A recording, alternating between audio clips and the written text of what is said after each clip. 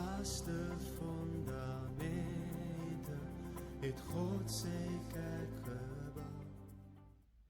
Goeiemôre.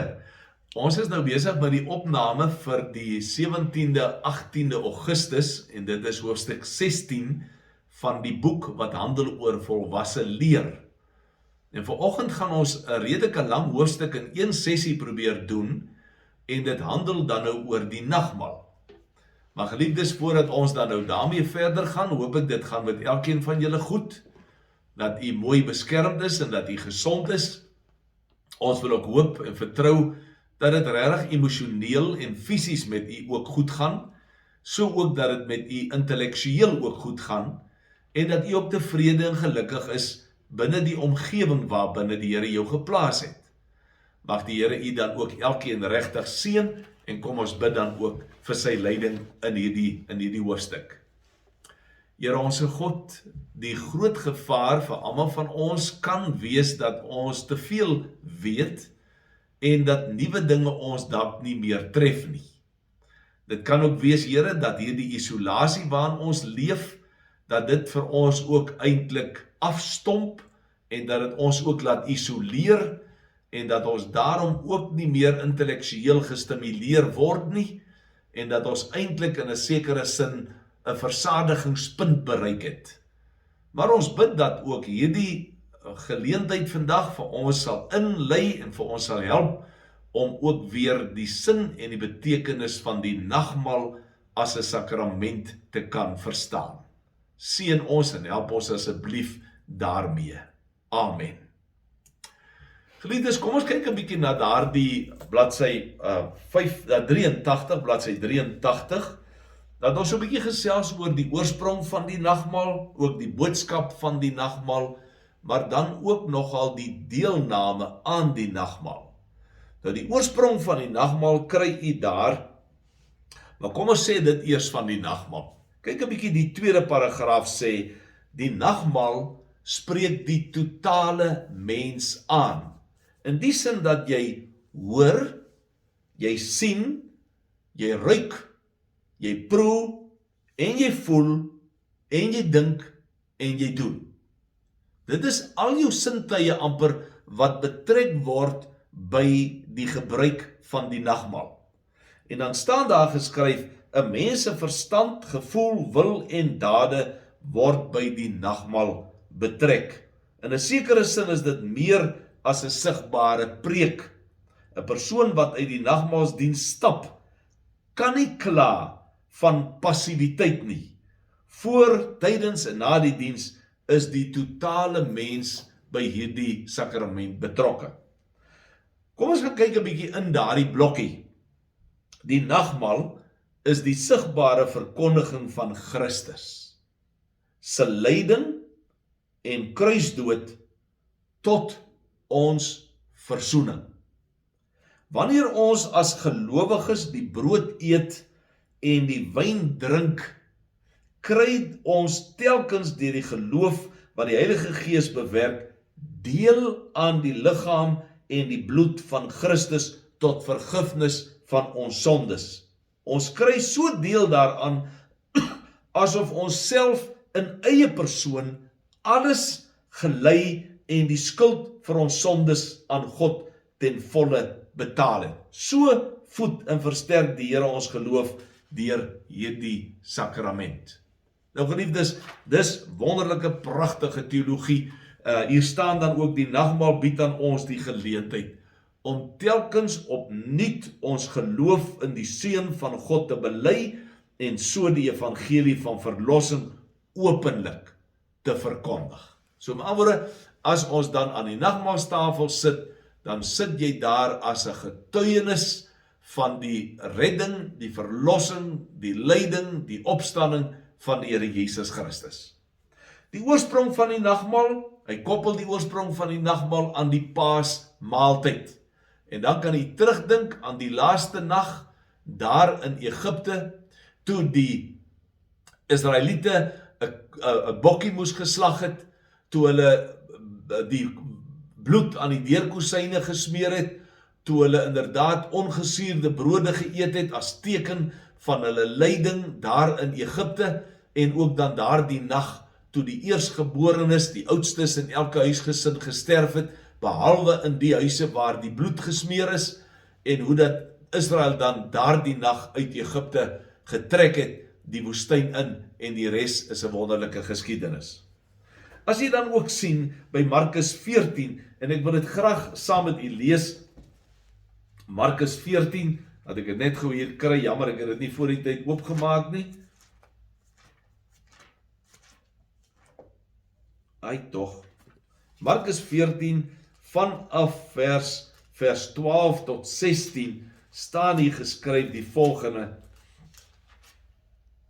12 tot 16, die paasmaaltyd word voorberei, op die eerste dag van die fees van die ongesuurde brood, die dag waarop die Jode altyd die paaslammers geslag het, vra Jesus se disippels vir hom, waar wil u hê, moet ons regmaak vir u om die paasmaaltyd te eet? So hulle was ook deel van daardie gebruik, en dan staan daar by hy sê, hy stuur toe 2 van sy disippels, en sê vir hulle, gaan na die stad toe, luister hierso, daar sal 'n man met 'n kruik water dra, wat 'n kruik water dra, julle ontmoet, gaan saam met hom, en waar hy ingaan moet julle vir die eienaar van die huis sê, ons leermeester vra, waar is my kamer waar ek die paasmaaltyd saam met my disippels kan eet? Hy sal julle dan 'n groot boventrek wys, wat klaar daarvoor ingerig is, daar moet julle vir ons die paasmaaltyd voorberei. Die disippels het toe gegaan, en in die stad gekom, en alles gekry soos hy vir hulle gesê het, en hulle die paasmaaltyd voorberei. Maar ons moet ook lees vers 22 tot 25, dan staan daar, terwyl hulle eet, het Jesus brood geneem, en die seën gevra. Daarna het hy dit gebreek, en vir hulle gegee met die woorde, neem dit is my liggaam. Toe neem hy 'n beker, en nadat hy die dankgebed uitgespreek het, gee hy dit vir hulle, en hulle het almal daaruit gedrink. Hy sê vir hulle, dit is my bloed, die bloed waardeur die verbond beseël word, en wat vir baie mense vergiet word, dit verseker ek julle, ek sal nie weer wyn drink nie, tot op daardie dag wanneer ek die nuwe wyn in die koninkryk van God sal drink. Daar kry ons die pragtige instelling van die Here Jesus, waar hy dan hierdie nagmaal spesifiek instel. Ek lees saam met julle. Het jy opgemerk dat die nagmaal en Pasga of paasmaaltyd in mekaar vloei? Kyk mooi, en jy sien hoe Jesus dit op homself toepas. Luister hier, ja, hy was die paaslam van God, wat geslag is om die mense uit sondeslawerny te bevry. Die paasfees is in hom vervul. Hy het 'n nuwe inhoud gegee. Daar is geleerdes wat aandui, en dit het u nog nooit gehoor nie. Daar is geleerdes wat aandui dat Jesus aan die kruis gesterf het toe die paaslam Vrydagmiddag in die tempel geslag is. Kan jy dit dink? Hoe laat moes dit omtrent wees? 3 uur die middag, toe hy sy laaste asem uitgeblaas het, toe dit donker geword het, reken hulle dat dieselfde moment dat die Here Jesus aan die kruis gesterf het, was dieselfde moment waar die hoofpriester die paaslam in die tempel geslag het. Is dit nie aangrypend nie? Is dit nie aangrypend nie? Daarom staan daar, die meeste evangelies en Paulus bevestig dat Jesus die nagmaal tydens 'n paasmaaltyd ingestel het. Die boodskap van die nagmaal, daar het u dit, u verstaan dit, ek dink met die brood en met die wyn, om dit te kan verduidelik, verstaan ons tog almal dit. Die nagmaalsformulier sê, die boodskap van die nagmaal word die nagmaalformulier in 5 hoofpunte weergegee. Luister mooi daarna wanneer jy weer in nagmaalsdiens is. In die eerste plek, sê, is die nagmaal 'n gedagtenismaaltyd. Met ander woorde, dis 'n geleentheid voor die tyd al, met voorbereiding. Jy sal onthou tradisioneel dat ons die Sondag voor dit 'n voorbereidingsdiens gehad, sodat mense gereed kon wees om die nagmaal te gebruik, maar is 'n Ekskuus tog 'n gedagtenismaaltyd waarin mens terugdink aan alles wat die Here Jesus gedoen het. Dit is ook 'n waarborg. Dit is regtig 'n waarborg, dis 'n teken, dis 'n seël. Daar staan, dis 'n waarborg aan ons vergifnis. Die sigbare tekens bevestig dat Jesus ons verlosser is.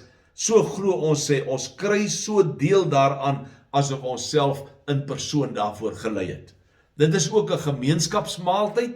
Ons ken die woorde van daar's een brood, al is ons baie, is ons een liggaam. Dis 'n gemeenskapsmaaltyd waar ons as kinders van God mekaar se teenwoordigheid geniet, mekaar ook beleef. Dis ook 'n toekomsverwagting, want ons geniet hierdie maaltyd met die oog op die ewige maaltyd saam met God. Dit staan daar as die hemelse feesmaal. Dis ook 'n vreugdesfees, want dis 'n verlossingsfees. Ons Christus het gesterf, sy offer is ontvang en betaal, dis aanvaar deur die Vader, en ons is vry van die sondeskuld. Nie op 'n tydelike basis, soos met die tempelkultus nie, maar op 'n permanente basis, want Jesus Christus het eenmaal gesterf vir almal en vir almal se sondes. Dan ook dankbaarheid. By die formulier is dankbaarheid 'n belangrike faset. Uit dankbaarheid gaan ons nou ons lewens opnuut aan die Here wy. Ons dankliedere klink nou reeds op en sal eendag met die dankliedere in die hemel sinkroniseer. Daar kan u dit rustig lees. Daardie inligting in daai blokkie is baie belangrik. Kom ons kyk 'n bietjie na die deelnemers. Daarom bladsy 86, die deelnemers. Nou ek self het so 'n bietjie 'n verslapping in my teologie daaroor, maar kom ons kyk 'n bietjie wat staan hier geskryf. Wat sê die Bybel? Die Here Jesus het saam met sy disippels die nagmaal gevier. In die Bybelse tyd het die gelowiges saamgekom vir die nagmaal. Ons weet daar was ook in 1 Korintiërs 11 byvoorbeeld spanninge oor die nagmaal, maar dit was gelowiges wat by mekaar gekom het. Dan ook daar die 3de paragraaf in die vroeë kerk is die erediens duidelik in 2 dele verdeel. Nou, dis die algemene kennis, maar luister hier. Op 'n sekere tydstip is persone wat nie lidmate was nie, uitgestuur, en dan is die nagmaal gevier. Klink wreed, nee? Klink 'n bietjie hard van my in die tyd. Ek het nou al oor jare maar die sagtheid, want ek ken mense ook onder ons wat maar sukkel om volledig te glo, of wat sukkel om soos ons te glo, en dan laat ek in my hart die ruimte om deur te sê, Here, as u dan die nagmaal kan gebruik, om daardie persoon eenvoudig aan te raak, en daardie persoon te laat besef, u het daardie persoon lief, dan wil 'n mens nie die deure na die nagmaal te vroeg sluit nie.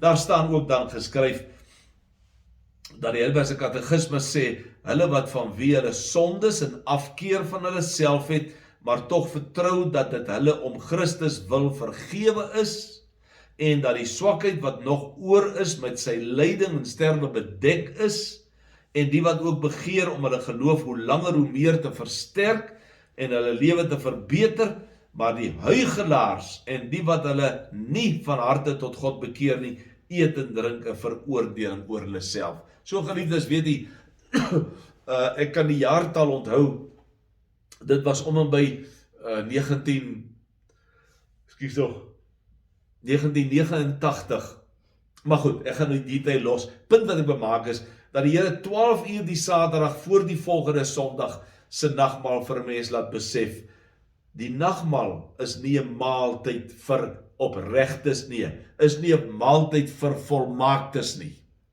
Dis wel 'n maaltyd vir opregtes. Maar u en ek sit nooit langs die nagmaalstafel, omdat ons so goed voel oor onsself, of oor ons eie verdienste, of oor ons voorbeeldige lewe nie. Die nagmaal is 'n maaltyd vir opregtes wat vashou aan die verlossing deur Jesus Christus alleen, wat vashou aan die feit dat hy ons skuld betaal het, en dat ons deur hom verlos is. Baie dikwels het 'n mens die ervaring dat mense nie die nagmaal wil gebruik nie, juis omdat hulle nie volmaak is nie. Hulle is opreg, maar is nie volmaak nie, en dan voel hulle skuldig. Geliefdes, 'n mens eet nooit 'n nagmaals mens eet nooit 'n nagmaal as 'n onskuldige nie. Jy eet nagmaal as 'n persoon wat vergewe is. Jy eet nagmaal en jy drink die wyn en jy eet die brood omdat die Here jou vergewe het. Nie omdat jy uit verdienste dit kan geniet nie. Kom ons kyk verder. Daar is ook dan gemeentes wat kinders toelaat tot die nagmaal, onderaan bladsy 86. Dit kom nou al so vanaf 1998, waar verskillende gemeentes besluite daaroor moes geneem het, en daar is natuurlike verantwoordelikheid op die ouers, dat die regte gesindheid ook by ons kinders sal heers. Ek wil ook aangaan daarna bladsy 87, daar staan, onder daardie swart gedeelte gedruk, staan hy, 'n mens moet dus die regte waarde heg aan die nagmaal, anders kan dit tot jou nadeel wees om deel te neem. Heg waarde daar. Die tweede een, natuurlik die selfondersoek wat ons moet doen, of my verhouding met God opreg is, dat ek inderdaad by sondes ook voor die Here bely, die dade van gedagtes en woorde en werke, maar ook die dade, die sonde van versuim, dit wat ek nie gedoen het nie. Die derde paragraaf sê, as gelowige het ons die verpligting om die nagmaal by te woon, dit is omdat God ons beveel het om dit te doen, dan sê hier, deeglike voorbereiding is dus noodsaaklik om presies vas te stel met watter gesindheid 'n mens nagmaal toe gaan. En dan nog een, sommige persone neem nie deel aan die nagmaal nie, omdat hulle aan 'n oordrewe skuldgevoel ly. Sulke persone sê hulle is te sondig om in die nagmaal aan te sit. Nou dit het ek net reeds ook al aangespreek. 'n laaste punt, die laaste paragraafie, die nagmaal is dus nie bedoel vir volmaakte mense nie, maar vir mense wie se sonde vergewe is en wat ook ander vergewe. Dit wil sê, mense wat telkens opnuut hulle geloof in die seun van God bely en so die evangelie van verlossing openlik verkondig. Geliefdes, dit is 'n mondvol, dit gaan vir u en u gedagtewêreld baie besig hou. Ons kon nie alles hanteer nie, maar dis ook nie die bedoeling nie, maar ek wil ook dan glo dat die nagmaal vir u en vir my regtig nuwe betekenis het. Gaan kyk daarna, lees dit, drink dit in, maak dit weer vir u uit. En na alles is dit 'n genademaal, dit is 'n liefdesmaal, dis 'n vergifnismaal, dis 'n gedagtenismaal, ons kan dit beleef, ons kan dit geniet, wetende, ons het niks om op onsself trots te wees, behalwe die genade van die Here Jesus nie. Die Here seën vir u, geniet die dag en geniet u week. Baie dankie dat u geluister het. Totsiens. Apostels en profete het ons te